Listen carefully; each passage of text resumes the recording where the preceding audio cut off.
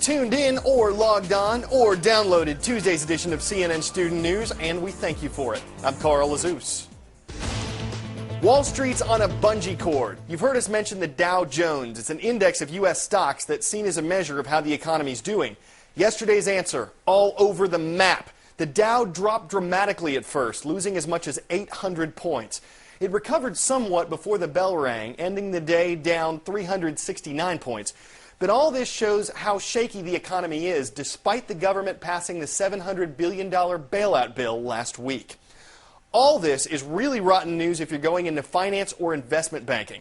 A friend of mine in business school said her colleagues are having to change their dreams from what they want to what's available. You'll see what we mean in this report by Dan Lothian. Plan A for Akbar Tabani was to turn last summer's internship on Wall Street into a full-time job earning 6 figures.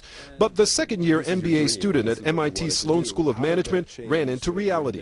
At the end of the day, very few offers were given. The hurricane that slammed Wall Street sucked the air out of big dreams. It's certainly a challenging time, and I think our students are concerned about what the future might be for their career opportunities.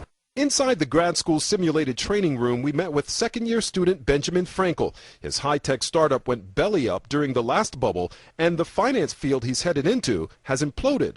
I still really think finance is a great place to be, but I personally am sort of broadening my horizons as well, and I'm looking at jobs in management consulting. At Harvard Business School, where 44% of the last graduating class went into financial services, career coaches are helping current and former students navigate through this violent and seemingly endless storm. I think many of them are saying, you know, what's my risk tolerance? Am I comfortable with this or am I not? A team from here recently flew to New York City to meet with members of last year's graduating class who got great jobs on Wall Street but wonder for how long. It works for people too.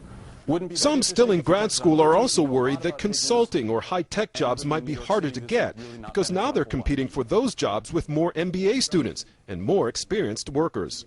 I think it's a little bit scarier than you'd like it to be. But Frankel's passion to eventually do something in finance hasn't diminished. Neither has Tabani's. At this point, it's really hard to tell, you know, which direction I'm going to head in. I mean, it's goal's still there, but I don't know how I'm going to get there yet. A word to the wise. Unilateral. Involving or done by only one side. Okay, take a second. Look at the labels on your clothes, your school supplies, your bags. You're going to see that they are from all over the world, and that's one illustration of how our economies are connected. Despite sharing one form of money, though, several European countries are not taking a unilateral approach to deal with their struggling economies. Atika Schubert shows some different attacks on the same growing problem. It seemed like a good plan. Over the weekend, France, Germany, the UK, and Italy met and agreed to stand united and defend Europe's financial system in the wake of the U.S. bailout plan. But by Monday morning, it was every country for itself. It started last week in Ireland with a blanket guarantee on private savings. European neighbors complained that Irish banks now had an unfair advantage, but Greece shortly followed suit. By Monday, Austria, Iceland, Portugal, and Europe's largest economy, Germany, were all promising to guarantee personal bank deposits. Denmark and Sweden also increased the amounts they would guarantee. In London, UK Finance Minister Alistair Darling defended his government's decision to stick to only a partial guarantee on deposits of up to $87,000, calling instead for European unity. Mr. Speaker, I've always been clear that each country needs to do whatever is needed to deal with its own particular circumstances. However, I also believe that wherever it is possible to do so, countries should work together and act to maintain stability. The knock-on effect of the country-by-country approach was clear as markets plummeted across Europe. What people fail to understand is the interconnectedness of, you know, if one part of the banking system starts to fail, it obviously ripples through the whole banking system, and the decline in confidence is the real problem. That's the really toxic thing. European finance ministers are due to meet Tuesday in Luxembourg to try and instill some much-needed confidence and stability. But in terms of a consolidated European Union policy, it may be too little, too late. Atika Schubert, CNN, London.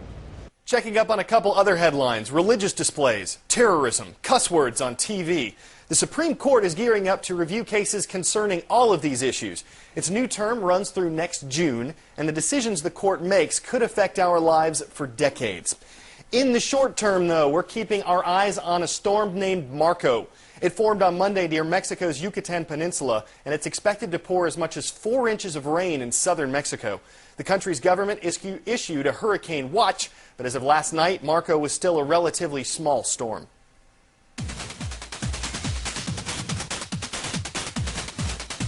Time for some fast facts. The Taliban are a Muslim fundamentalist group that controlled a large part of Afghanistan between 1996 and 2001. They were criticized for the harsh way in which they ruled, and they were sanctioned by the United Nations for creating thousands of refugees. The Taliban allowed terrorist mastermind Osama bin Laden to stay in Afghanistan as a guest.